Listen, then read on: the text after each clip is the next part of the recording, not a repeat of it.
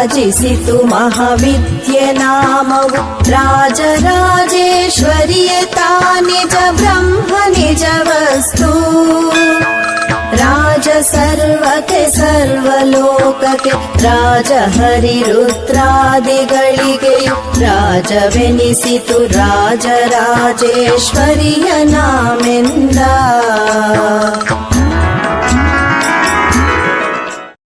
ಈ ಸುಂದರವಾದ ಆಧ್ಯಾತ್ಮಿಕ ಸಾಲುಗಳ ಭಾವಾರ್ಥವನ್ನು ಈ ಮುಂದೆ ವಿವರಿಸಲಾಗಿದೆ.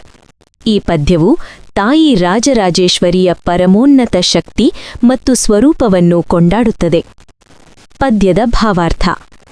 ಈ ಕವಿತೆಯ ಸಾರಾಂಶವು ದೇವಿಯು ಕೇವಲ ಒಂದು ವಿಗ್ರಹ ಅಥವಾ ಶಕ್ತಿಯಲ್ಲ, ಅವಳೇ ಈ ಸೃಷ್ಟಿಯ ಮೂಲವಸ್ತು ಎಂಬುದನ್ನು ಪ್ರತಿಪಾದಿಸುತ್ತದೆ.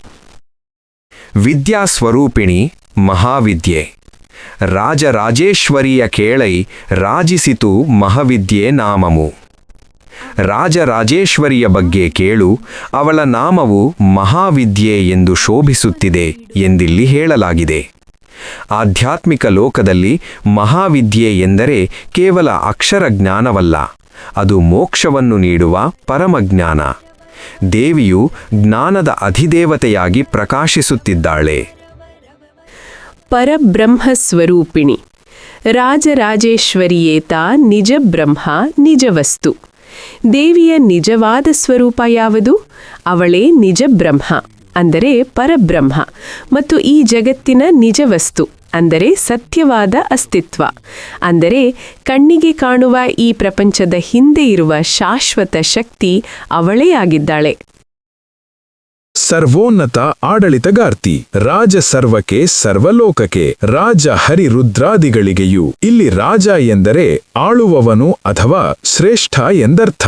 ಅವಳು ಈ ಸಮಸ್ತ ಲೋಕಗಳಿಗೆ ಮಹಾರಾಣಿ, ಮಹಾರಾಜೇಶ್ವರಿ. ಬ್ರಹ್ಮ, ವಿಷ್ಣು ಅಂದರೆ ಹರಿ ಮತ್ತು ಮಹೇಶ್ವರ ಅಂದರೆ ರುದ್ರರಂತಹ ಶಕ್ತಿಶಾಲಿ ದೇವತೆಗಳಿಗೂ ಅವಳೇ ಪ್ರೇರಕ ಶಕ್ತಿ. ಅವರೆಲ್ಲರಿಗೂ ಮಿಗಿಲಾದ ರಾಜ ಪದವಿಗೆ ಅರ್ಹಳು ಅವಳೊಬ್ಬಳೇ.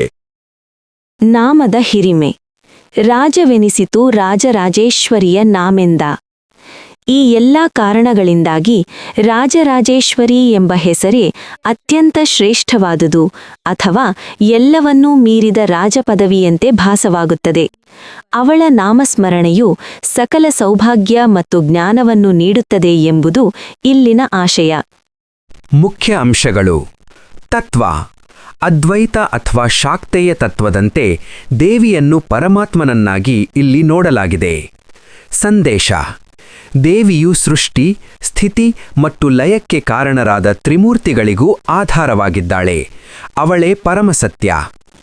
ದೇವಿಯ ಮಹಿಮೆಯನ್ನು ಸಾರುವ ಈ ಸಾಲುಗಳು ಭಕ್ತಿಯೊಂದಿಗೆ ಜ್ಞಾನದ ಹಾದಿಯನ್ನು ತೋರಿಸಿಕೊಡುತ್ತವೆ.